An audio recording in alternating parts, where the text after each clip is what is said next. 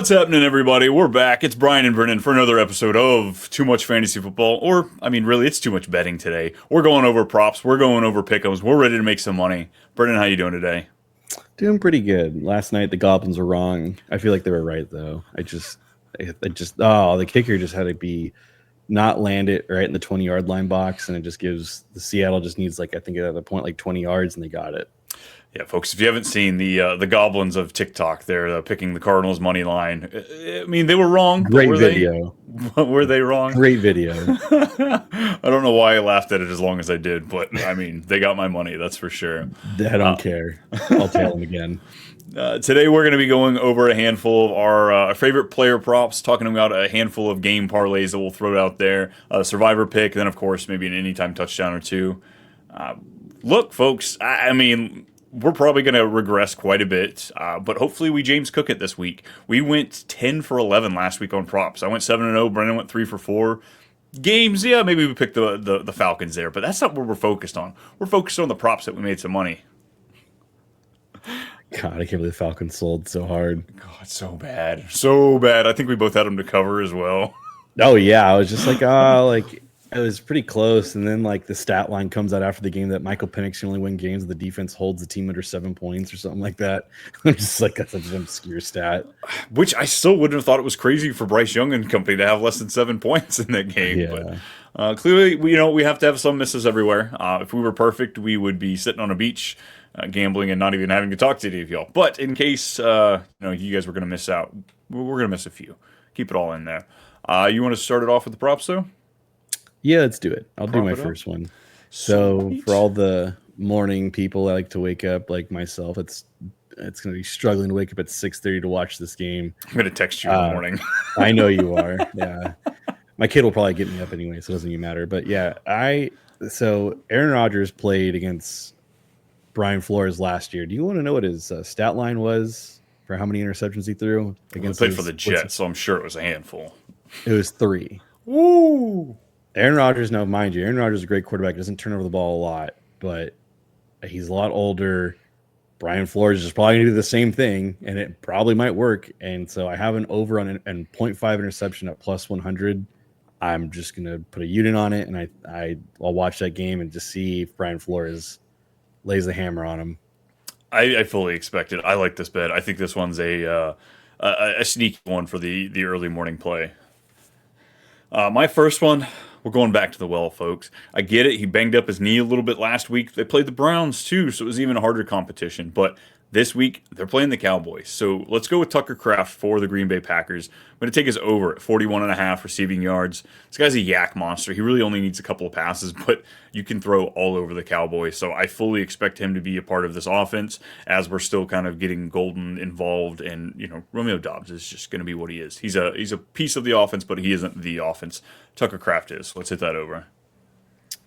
I like that one. The next one, it's a combo pick for me and Brian, because I think I told him my picks before. We kind of tell each other our picks, and I was asking him if he could guess it, and he guessed it right away. So I was like, oh, he had it right. He knew what it was. It's Jackson Dart under 35.5 rushing yards. I was going through my head. I try to always see what my line would be in my head. I thought he'd be at 25, 28 in the highest. 35 is a lot. I know he's a scrambling quarterback, but Chargers have a good defense. They'll try to keep him in the well and make him pass the ball. I think that's where they're going to try to make him be effective. They don't want him to get out of the pocket and run. I think that's where he can be effective for them. So I just think I like Jackson Dart. It's just a rough first game for him. Yeah, 100%. We've seen some rookies really stand out in that first game. I mean, look at Will Levis, what he did. Set the tone. We thought he was going to be good, and not. But yeah, actually, when I found the Jackson Dart, I found it at 34.5, so it's going to be interesting to see if it's actually being bet up a little bit. People are leaning into that mobility, but I'm right there with you. Give me that under. Damn. Nice. My next one, look, right now this is the only part of the Jags offense that works. It is the rushing game.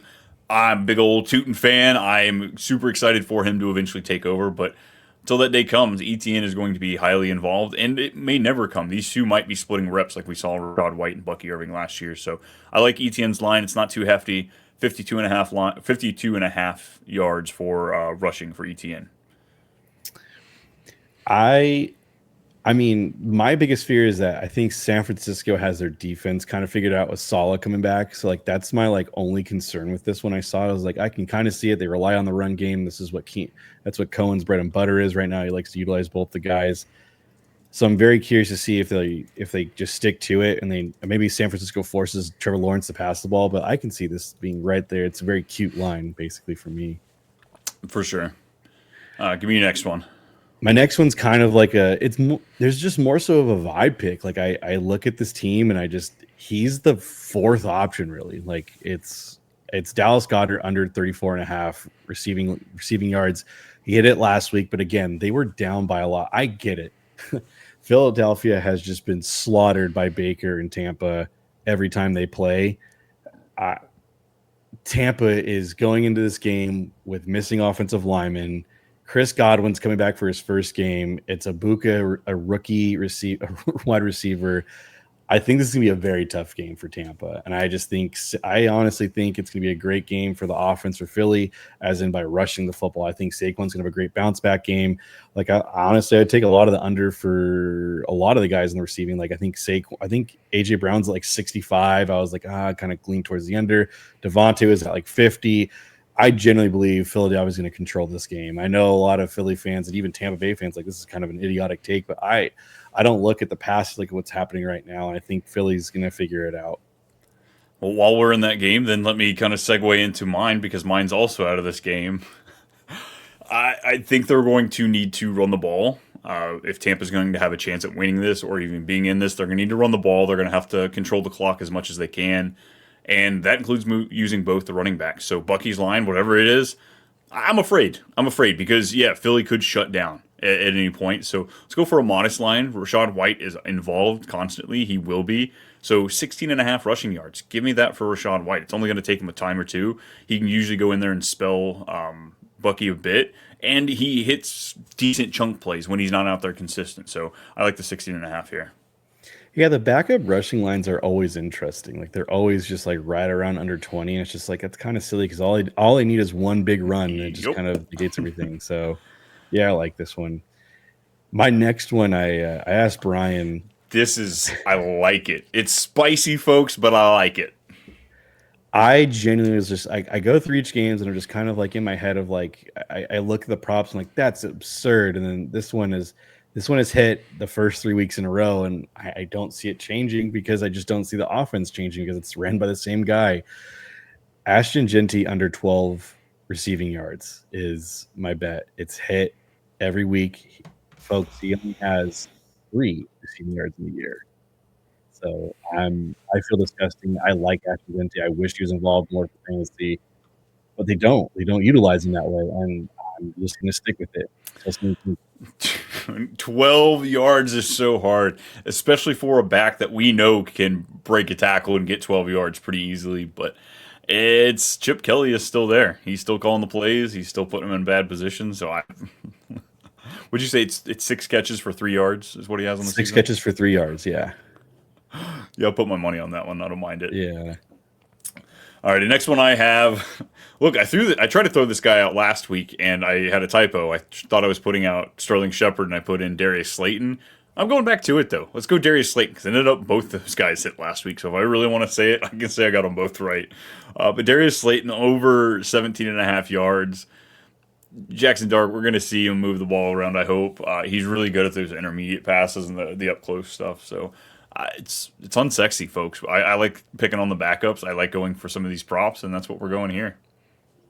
Yeah, I like that one. I'll tell that one for sure. When I saw you say that one, I was like, I like that one. My next one is it's actually a plus. It's plus 100. So a little. I mean, you're getting basically you put your money down. It's right there, even not minus 110. I'm gonna go with the best receiver on the Titans, Alec Iomanner at 3.5 for plus 100. I saw this and I was just like, they're gonna have to pass the ball because the Titans still do have the Texans have a good defense. They're gonna keep pressure on Cam Ward.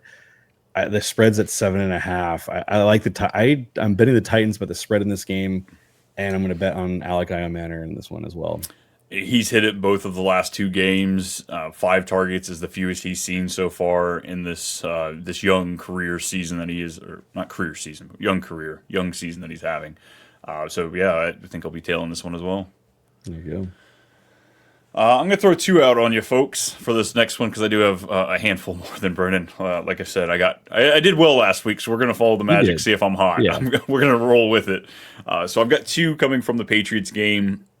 I mean, I get right now it shows that the Panthers, I think, the sixth worst matchup for running and rushing. But when these lines are what they are, I'm okay with them. I've got Drake May at over 24.5 rushing, and I also have Stevenson at 32.5 yards rushing. Mike Vrabel's come out and said that he's going to be a pain in the ass. He's going to be stubborn, and he's going to do what doesn't necessarily help his team. And Stevenson's not going to be punished. So he's going to be out there, man. I'm not exactly thrilled about having two rushing lines here for the same team, but they're so low. They're juicy. Yeah, I can't stand this. Henderson. Maybe this is a big brain galaxy, and he's fooling everybody. And Henderson's going to take most of the snaps. Who knows? But I don't know. For whatever reason, Henderson must have done something to Vrabel to piss him off. I don't get it. Yeah, I'd agree with that one. Give me your last one. Who you got? My last one is it's the night game, it's Sunday night, so it's kind of like a take us home vibe. It's Javonte Williams under 50.5 rushing yards. The Packers, besides the game previously against the Browns where Judkins just went off, and I think that's more of a talent towards Judkins than it is anybody else because Jameer Gibbs was under like 30 yards. It was their other game, the Packers, the Commanders. Like I think even Jaden Daniels had only 17 yards. That was the highest rushing. Judkins had like I think 89 yards. But I believe the Packers front seven is elite. And the Cowboys O-line are diminished. I think they're going to have to keep them throwing in the game with no CD. This could get really ugly really quickly, and I think they can abandon the run game. I kind of like the doubling up here on the Javonte Williams, the under on the receiving or the rushing yards, but the over on receptions. Not necessarily receiving yards. I see where you're at with that. Yeah. Over on the actual receptions itself, they're going to have to figure out something. They're going to have to throw the ball more, and CD Lamb's out there. So I thought about doubling up on that when I saw yours. Yeah. I tried finding a sack line for Micah Parsons, but I couldn't find one. But if they find one, folks, I think Micah Parsons is going to sack Dak Prescott. If there's, I'm sure it's like minus like 200 or something like that, but I have a feeling it'll hit. So I'm not gonna lie, I have been checking out more and more IDP fantasy people just because the sports books they don't protect defensive props at all. Like you can do a pretty good job even guessing on some of those, and you still do pretty well. So yeah, I'm still out there. Anybody who does IDP fantasy, hit us up. Let us know. I need somebody to follow. Fair enough. All right, I've got three more here. I know, folks. I'm throwing them all at you, but Bijan going up against the Commanders here. I like the under on the 81.5 rushing yards. If you're doing rushing and receiving, I could see hitting the over here, but I think the 81 is going to be a little bit much. They know that Penix, they're going to probably force him to throw the ball, and so far it hasn't been pretty. Next two I have, this one's going to be Jacobs in that Cowboys game we were talking about. Give me over 13.5 receiving yards. We want Golden to be great. I really want him to break out in this game, but it might not happen. You've got Dontavian Wicks, who doesn't like to catch the ball. You got Romeo Doubs, that is who he is. Jacobs has to be involved. He is, I believe you were telling us on the last episode, he is their number one pass catcher right now. Like target share hold, yeah, Target something share. crazy like that where he's leading the team in targets for that, and I don't get it. I mean, I almost put Matthew Golden for my under 40.5 receiving yards just because like they have yet to utilize him, and I don't get it. Maybe this is the week, who knows? But The matchup screams it should be the week, but it may not be. So that's why I'm going 13.5 receiving yards. Give me that for Jacobs all day. yeah, And then my last one, I feel like it's cheat code. I've cashed 3 straight weeks. The money keeps going up higher and higher each time I bet on it. But look, when you've got a crappy offensive line, even if they're not a rushing quarterback, they're still afraid of being tackled. They still don't want that to happen. CJ Stroud, he's not a boogie scooter, but he gets in his jazzy scooter and he still gets around. 16.5 rushing yards for CJ Stroud. That's great, man. That's absolutely great. That gives you a little leeway just in case he doesn't do what he has done the first 3 weeks. But yeah, that's probably my favorite one on the week right now. you're betting the over. Yeah, absolutely. It has hit every single week for him. Here, I've got it right in front of me. His 22, 27, 32. His offensive line is bad. He has to be able to scramble out of there. Christian Kirk might Now screw it for me. That is the only thing I'm worried about. the O line is bad. Now, how like so we agree the O line is bad. I think they're the worst. But do you think their play caller is also the worst in the league as well? I think he is, and these aren't Okay, designated scrambles. These are him rolling out of the pocket, finding some room, something fighting for happens his there. life. Yeah, exactly. And he is. The more he gets dry humped up and down that field, the more scared he's going to be, and the more he's going to want to run away from these guys. So, yeah, give me over 16 and a half rushing yards. All right, I like it. All righty, let's go into our picks, our picks for the week. I'm going to start with mine. I think we both have them. Oh no, you changed yours up. So I've got Mhm. Minnesota early Sunday morning. Let me get them to cover the 2.5 points. Yeah, I think I like this one too. I think it's just another duplicate game for Brian Flores just to piss off Aaron Rodgers. So I like that one. My other game I like Philadelphia minus 3.5. I know they're going to Tampa. I know it's supposed to be like 98. It's supposed to be some scorching hot day for them. So maybe it feathers towards Tampa Bay. But again, like Tampa's just so depleted. Like Yeah. they're both 3-0. Someone's got to lose, and I get it. It's like by a field goal, but I'll take it. But I think they beat them by a touchdown. I wanted to be like if I'm going like obscure game and really getting the money, I think I'd go Bucks money line if I'm like trying to go Yeah. crazy. Like that's like almost upset style.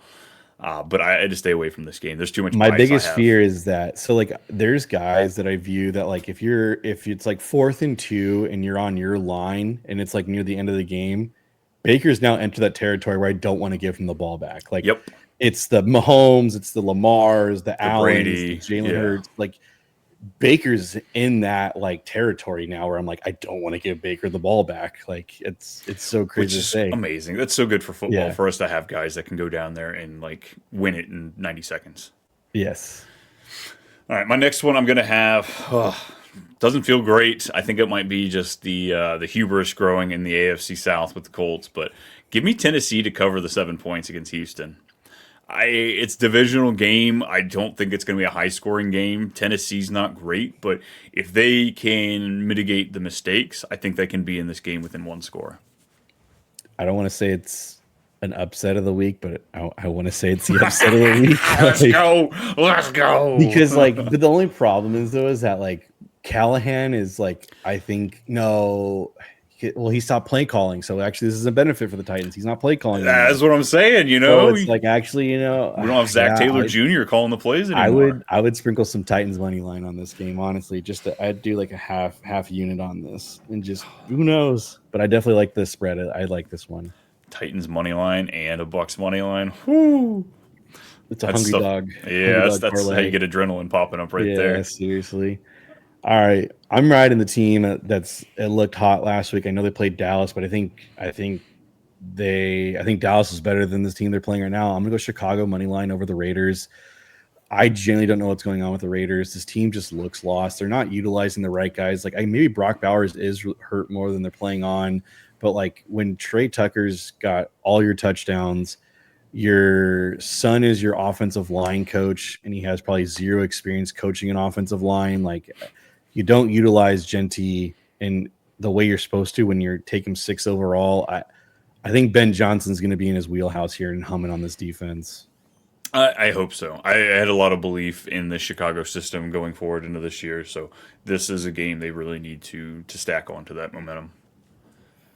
And my last one here, I'm bought in, man. Give me that Harbaugh belief. I've got the Chargers here covering the 6 points. I think they're going to go in there and they're gonna take care of business. The offensive, the passing looks amazing for this team. Yeah, this is a tough because like if the Chargers were at home, I think it'd be like 10, like minus 10, maybe a little bit higher. I think Jackson Dart's a very good quarterback. This is just a really rough start for him. I mean, no Khalil Mack on the defensive side, but the Chargers still look good last week, shutting down Bo Nix. Well, Bo Nix shut himself down. Let's just be honest Yeah, this there. is true. Yeah, I just again Herbert's on the MVP hunt, man, and I don't see it stopping anytime soon. And he's got 3 valid weapons. When Ladd's your wide receiver 3, crazy enough to say. I think the Chargers covered by a touchdown. I think it just sounds chalk, but it's just like chalk hits though. Yeah, it's why it's chalk, folks. That's Yeah. that's look. You can find an upset every now and then, but for the most part, yeah, it's chalky. Because like all the chalk plays last week didn't hit. Like the Green Bay money lines were in a lot of parlays. The Atlanta part, like so, like again, it comes back full circle. The chalk plays do hit, so I'm right there with you. Especially as we get deeper and deeper into this season, injuries happen, fluky things happen, people figure out, and some teams just have other teams' numbers.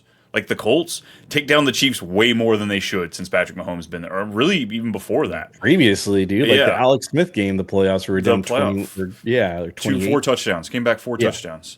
yeah, crazy. Don't know So why it like happened. some teams just have other teams' numbers, and those are things you got to pay attention to.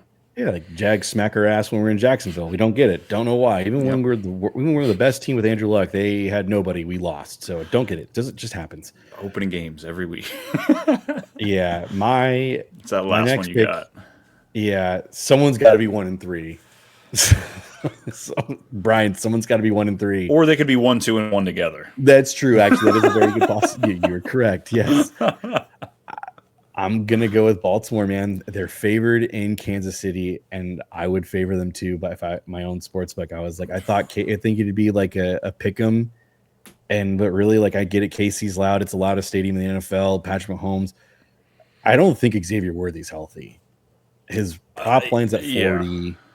I like the under. I We talked about this prior. I almost took the under on the show. Yeah, like I just Lamar. I get it. It's Patrick Mahomes. I don't like betting against Patrick Mahomes, and this one might bite me in the butt. I typically never do bet against Patrick Mahomes. I am a big Patrick Mahomes fan, but this is the game where it could see me bad.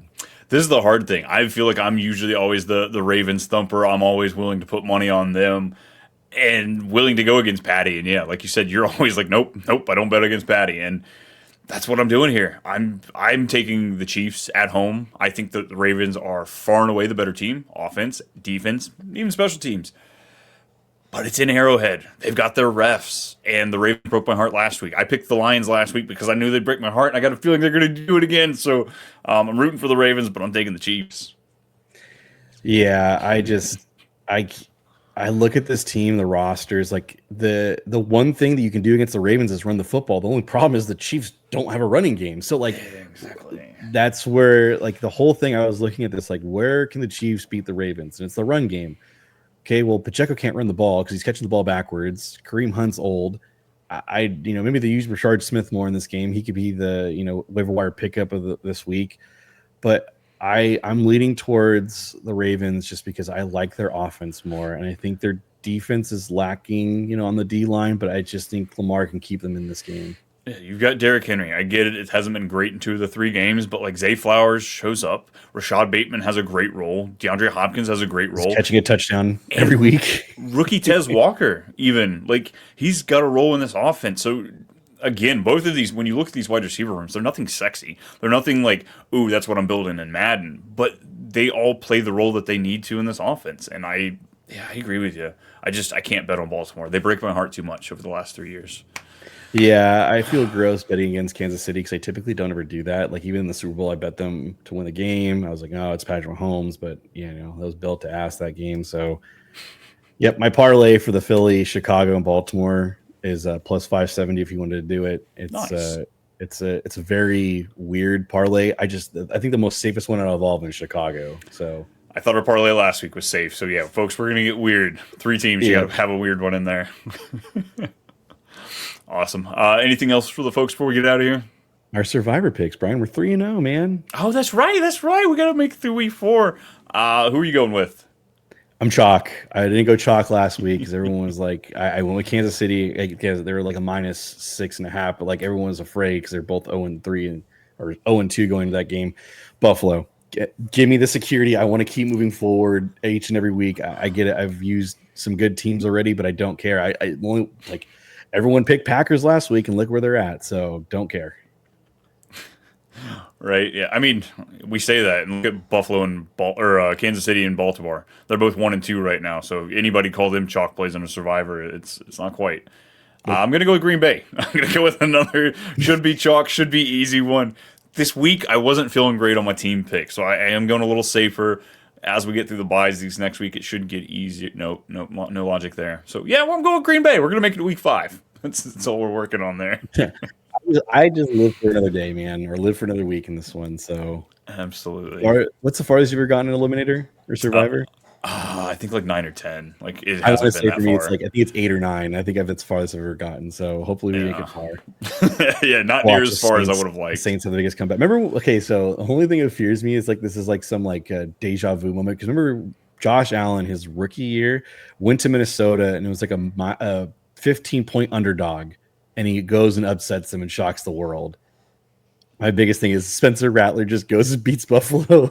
Or even funnier, Rattler gets knocked out in the first quarter, and Shuck comes out there for his Oh first God! talk, and he's the one. Yikes! Like rookie quarterbacks, man, the magic happens sometimes. Gross. Alrighty, folks, that is all we're gonna have for you. We appreciate you hanging out with us for Too Much Betting. Well, maybe we'll change the logo, mix it up a little bit Yeah, there. maybe. But yes, we'll be coming back at you on Monday for the recap episode. If you're looking for more information, hit us up in the comments, whether you're here on YouTube or on Spotify. Leave us a review, all that fun stuff. If you're looking for more of me, it's at @too_much_Brian on Twitter, at @too_much_Brian everywhere else. Looking for him, it's at @too_much_BMolk on Twitter, and you got to really search. You're gonna find him anywhere else. Too Much Fantasy Football on Instagram, TikTok. We're all out there. We're shooting out fun stuff. Get ready. We're gonna win some money this week. Going 13-0. I don't remember how many preps. Yeah. Undefeated, folks. Let's win some money. We'll see y'all later. Deuces.